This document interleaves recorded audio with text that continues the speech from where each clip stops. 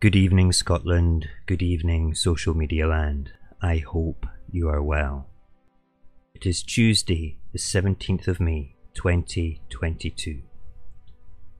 I say to those people directly, Boris Johnson has let you down. Boris Johnson has let the United Kingdom down. Boris Johnson is a corrupt joke and a liar. You don't need to hold your nose and vote Tory anymore. Come home and vote Scottish Labour.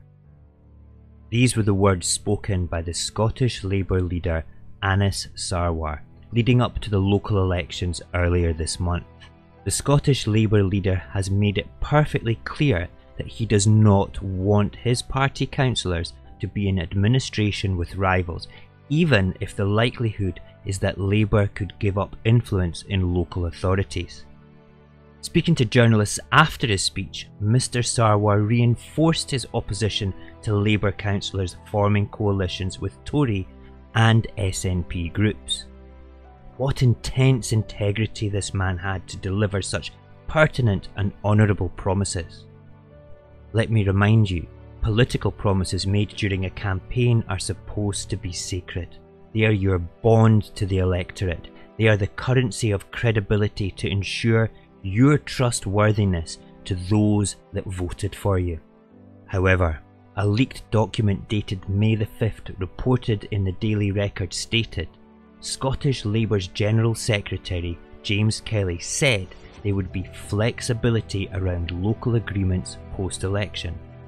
The leaked memo went on to say Labour groups could not enter into arrangements without the specific approval of the party's Scottish Executive Committee, and that the SEC subcommittee would consider every post-election arrangement request.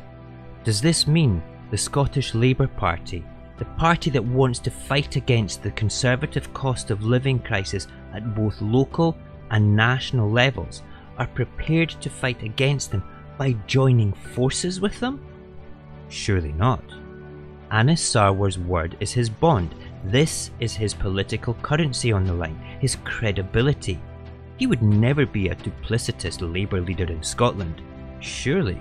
An insider has also told the Daily Record that Anas Sarwar's rhetoric for no coalitions with anyone was more like no coalitions with the SNP. Now, consider the SNP Labour coalition that has served Stirling well for years.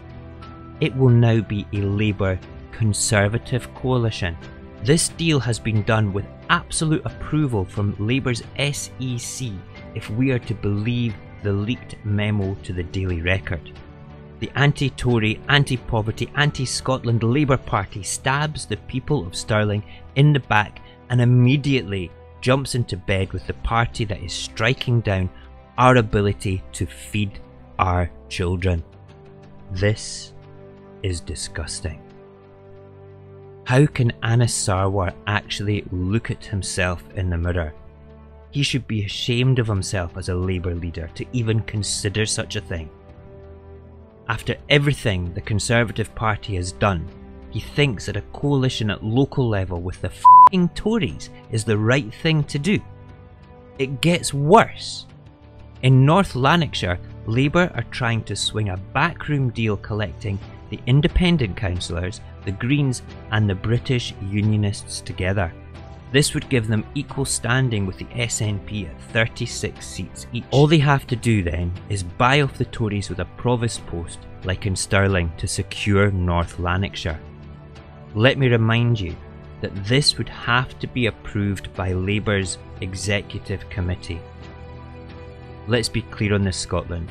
Labour are completely hypocritical in all their promises during the campaign. Anas Sarwar's word is worth nothing. This is the red Tory at work. Just as Tory as the Tories, just as good at spinning lies and just as quick to betray the Scottish people.